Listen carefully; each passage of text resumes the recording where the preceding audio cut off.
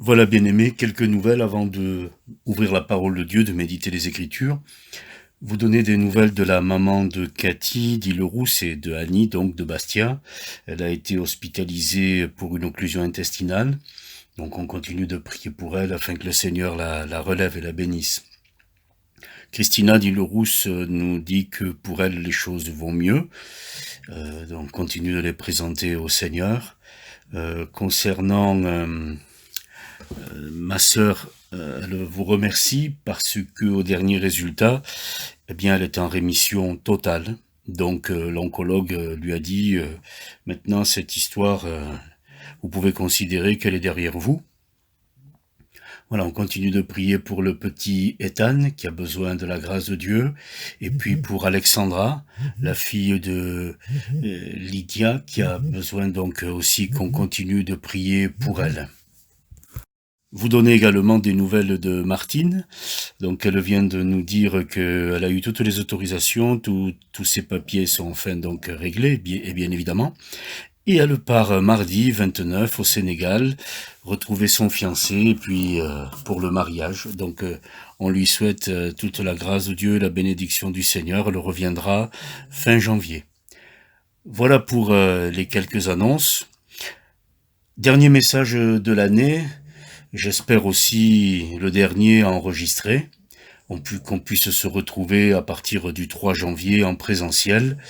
Et comme on en a parlé déjà avec les frères, on va voir à partir de début janvier donc de reprendre les réunions de prière du vendredi soir sur Bastia et du jeudi soir également sur Île-Rousse. Une année particulière. Qui aurait dit il y a un an comment se déroulerait l'année future? Début d'année, on émet les vœux, bien évidemment, comme d'habitude, avec beaucoup de sincérité, mais on ne sait pas de quoi demain sera fait. On est tenu de constater que le monde a été gravement, sérieusement impacté par quelque chose qu'on ne voit pas, qui a touché l'humanité tout entière dans tous les domaines, y compris avec les conséquences économiques, et qui fait qu'on parle quasiment maintenant du monde d'après, qui ne sera plus tout à fait comme le monde d'avant, et on cherche une solution qui viendrait contrecarrer le mal qui s'installe au plus profond de l'être humain. C'est une analogie simple, je la garderai juste à ce niveau-là, pour souligner le fait que le péché dans la vie de l'homme, dans le cœur de l'homme, a tout changé. Et à partir de là, on ne parle plus que d'un autre monde, celui du monde d'après, pour lequel s'il n'y a pas la guérison, s'il n'y a pas l'intervention du Seigneur, les choses, eh bien, malheureusement, se terminent mal. Mais on va parler du remède. On va parler de la solution. On va parler de la bénédiction qui est la nôtre et qui est de nature à tout changer. Le Seigneur est venu. Dans le livre du prophète Michée, au chapitre 5, il est dit ceci. Et toi, Bethléem, Ephrata, petite entre les milliers de Juda, de toi sortira pour moi celui qui dominera sur Israël, et dont les activités remontent aux temps anciens, au jour de l'éternité. C'est pourquoi il les livrera jusqu'au temps où enfantera celle qui doit enfanter, et le reste de ses frères reviendra auprès des enfants d'Israël. Il se présentera et il gouvernera avec la force de l'Éternel, avec la majesté du nom de l'Éternel son Dieu, et ils auront une demeure assurée, car il sera glorifié jusqu'aux extrémités de la terre. C'est lui qui ramènera la paix. Et quelle grâce de réaliser que dans la situation dans laquelle le monde était tombé, Dieu a donné le moyen d'être sauvé. C'est la bénédiction de Dieu pour nos vies. De toi, Bethléem, sortira celui dont les activités remontent au jour de l'éternité, aux temps anciens. Et c'est vrai que quand on considère la venue du Seigneur, on ne peut pas dire qu'il est tout à fait comme nous. C'est vrai, il n'a rien pour attirer les regards. Il ressemble aux hommes, il s'est rendu semblable à nous, mais il y a une différence majeure, c'est que lui, il vient d'en haut. Lui, il vient du ciel. Et parce qu'il est le saint, il est le juste, il est le seul capable d'apporter la solution dont nous avons besoin dans nos vies et qui va changer nos existences. Parce que c'est bien ça le fond de la question. Il faut que ça change. Il faut que le monde tel que nous le connaissons change. Il faut que les cœurs changent. Il faut que les corps malades soient guéris. Il faut que ça change. Il faut que le péché soit pardonné, soit effacé, soit éradiqué. Et pour que l'éternité puisse être envisagée, il faut que ça change. Le Seigneur est venu pour que les choses changent. Et tous les détails de sa venue soulignent le changement. C'est la Vierge, qui devient enceinte. Ça a changé. Jusque-là, aucune vierge n'était enceinte. Il fallait qu'elle connaisse un homme.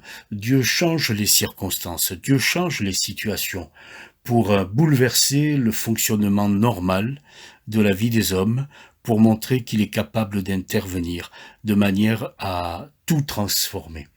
Un enfant nous est né, un fils nous est donné, soulignant par là que le Seigneur n'a pas voulu faire une œuvre qui soit complètement désincarnée, il a pris la forme d'un homme, afin que nous puissions considérer l'amour immense qu'il a à notre égard. Quand il est venu, la difficulté a été de croire. C'est d'ailleurs toujours le problème, c'est de croire. Nous sommes prêts, les hommes en général sont prêts de croire après avoir vu. Et Dieu de leur dire, eh bien, ce que je vous demande, c'est de croire avant d'avoir vu. Comme cela, vous ne serez pas en retard, ni en décalage, dans le mauvais sens, mais vous serez en avance. Et vous serez en décalage dans le bon sens. En fait, le Seigneur voudrait nous amener à un autre mode de fonctionnement. Et c'est pour cela que nous prions.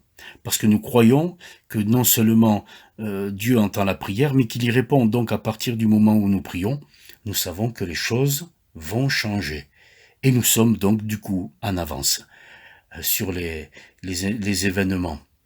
Dans le livre d'Ésaïe, au chapitre 61, il est dit « L'Esprit du Seigneur l'Éternel est sur moi ».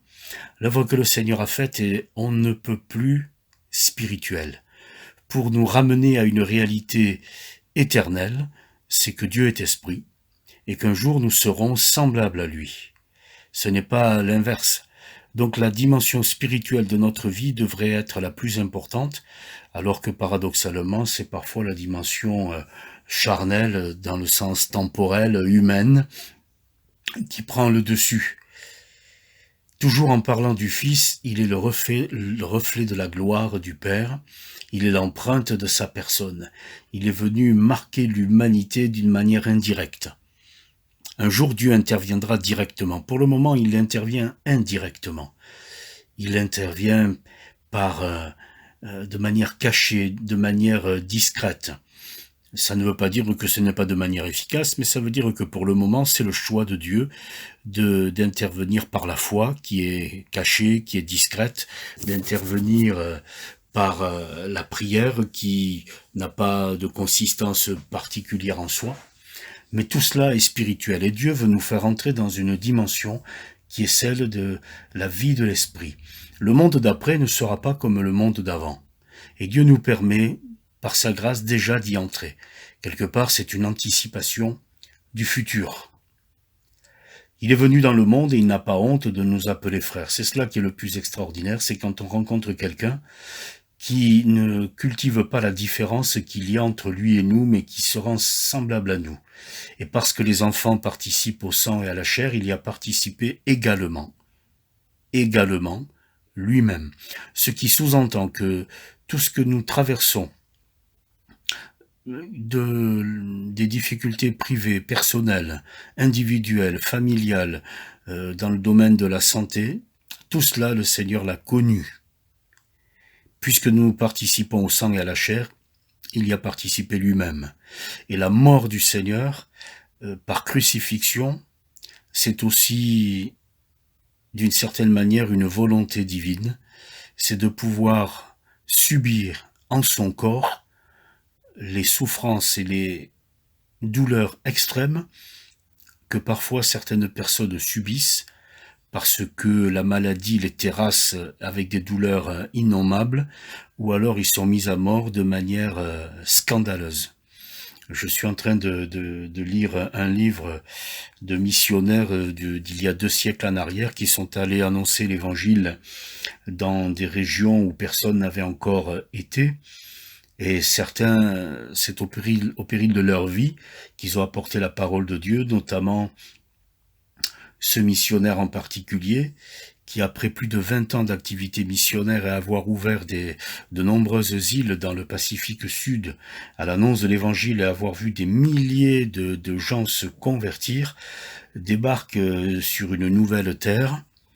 Et là, il ne fait pas quelques pas que les gens de l'île viennent massacrer ceux qui viennent de poser le pied à terre chez eux.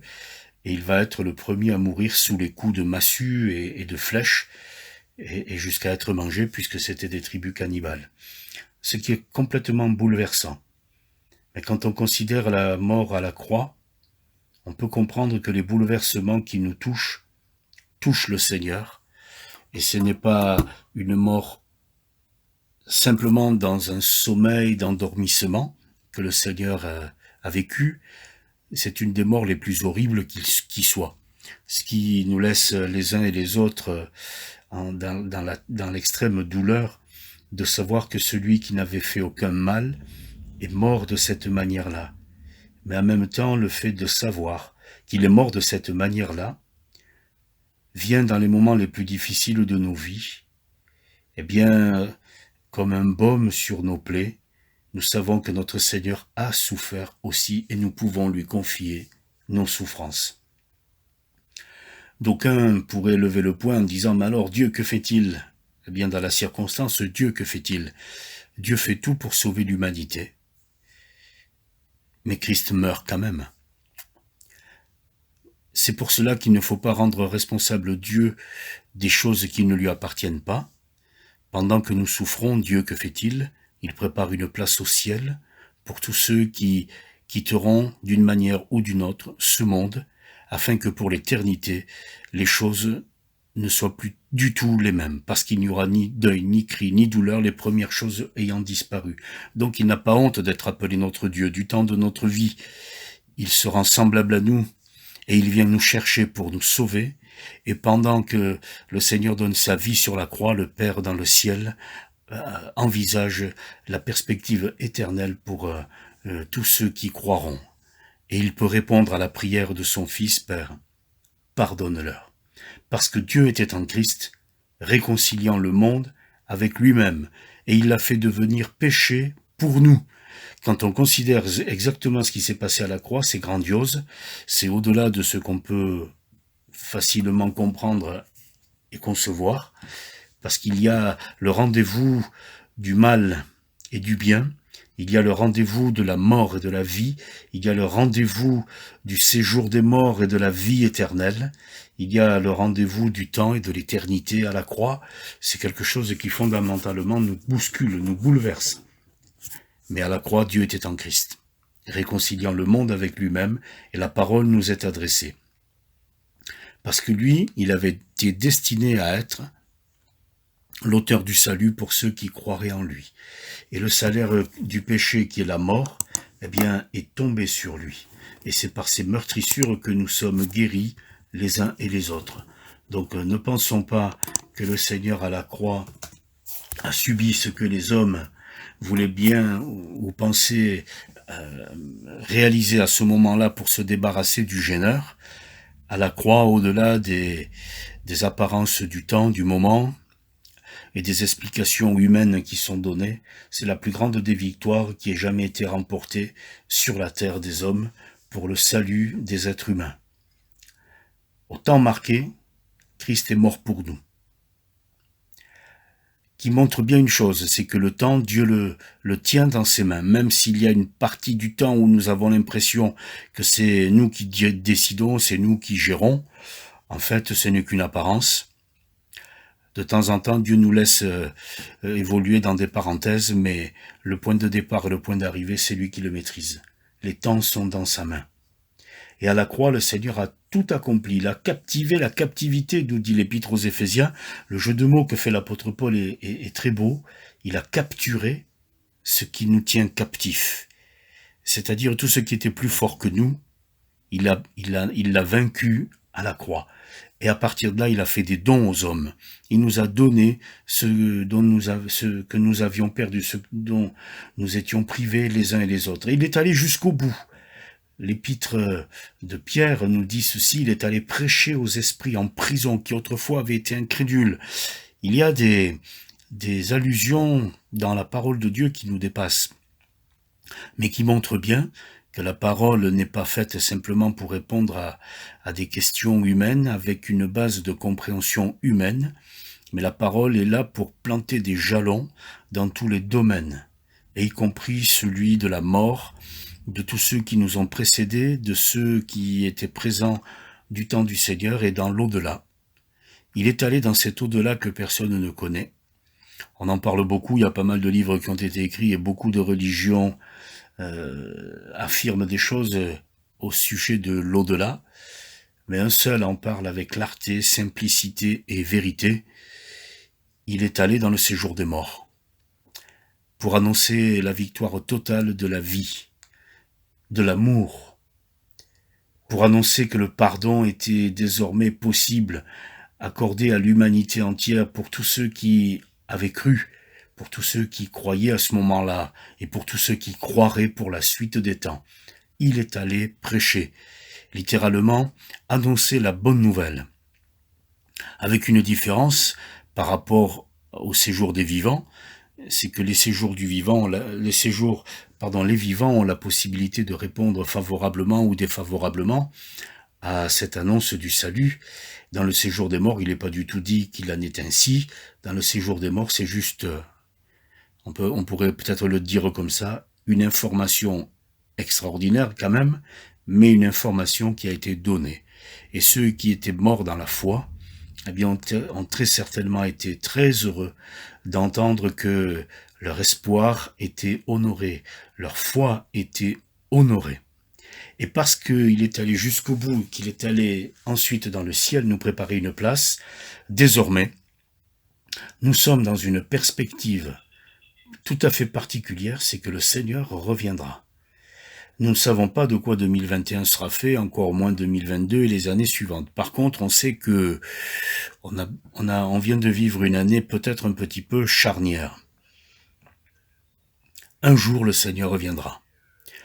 Pendant cette année, beaucoup y sont allés, j'ouvre une parenthèse, de leurs pronostics concernant les prophéties bibliques et les annonces de la fin des temps, allant même jusqu'à voir dans certains événements, des événements annonciateurs du jugement dernier.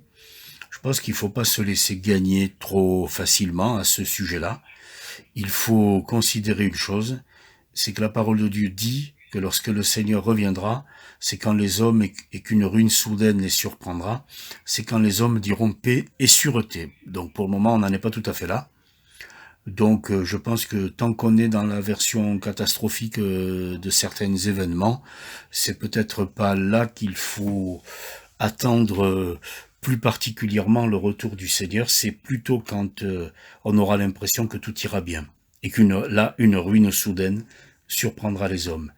Mais le Seigneur, en terminant, dans le livre de l'Apocalypse, nous dit comme la boucle qui se referme et le fait que lui-même est le premier et le dernier, il tient tout dans sa main, il dit « Je suis le premier et le dernier ».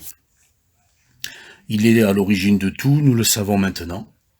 À cause de ce qui s'est passé dans le monde, il est venu, il est intervenu, et maintenant il est à la fin de tout, c'est lui qui aura le dernier mot.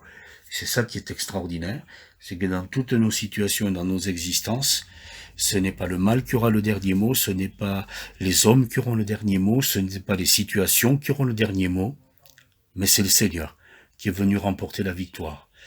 Il affirme « J'étais mort, et voici je suis vivant maintenant au siècle des siècles », soulignant par là le changement extraordinaire qui s'est passé dans la vie des hommes à cause de son amour. Et je termine avec cette affirmation « Son nom est la parole de Dieu ». Alors que le Seigneur soit béni et que les uns et les autres, nous soyons encouragés, réconfortés en cette fin d'année et à l'aube d'une année nouvelle.